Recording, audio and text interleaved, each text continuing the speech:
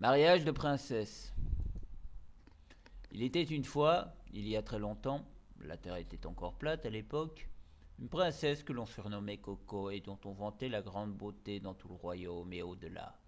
De son caractère difficile et de son tempérament rebelle, en revanche, étrangement, on parlait moins. Si bien que lorsqu'elle fut en âge de convoler en juste noces et qu'on invita les plus grands princes à venir la courtiser, aucun ne déclina l'offre. Or, la princesse avait vraiment mauvais caractère. Si les pauvres princes avaient su à quels affres ils s'exposaient, nul doute qu'ils se seraient épargnés les désagréments du voyage. Car non seulement elle était exigeante et capricieuse, mais en plus, elle avait un mauvais fond qui la poussait à systématiquement humilier tous ceux qui ne trouvaient pas grâce à ses yeux, c'est-à-dire tout le monde.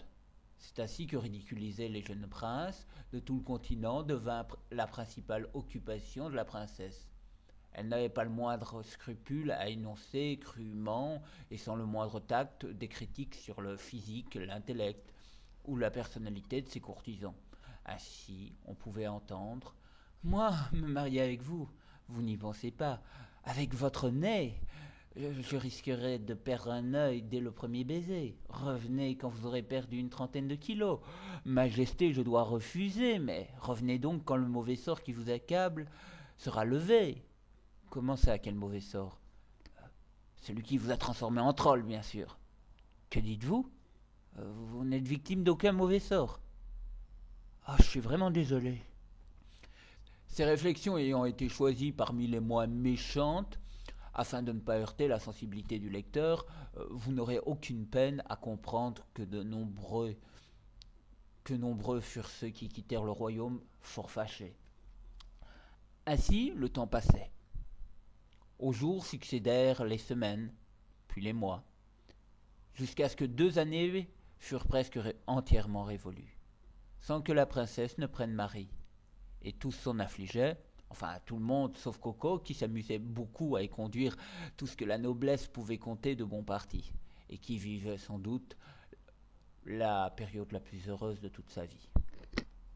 Le pire était que le comportement de la princesse avait fini par nuire aux relations qu'entretenait le royaume avec ses voisins.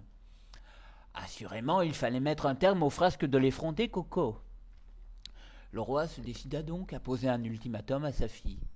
Il lui donna jusqu'à la fin de l'année pour se choisir un mari, faute de quoi il ferait ce choix à sa place. Bien évidemment, la princesse piqua une colère mémorable et tint des propos à l'endroit du roi son père, qui n'avaient vraiment pas leur place dans la bouche d'une princesse. Mais tous ces cris ne changèrent rien à la situation. Le roi demeura inflexible.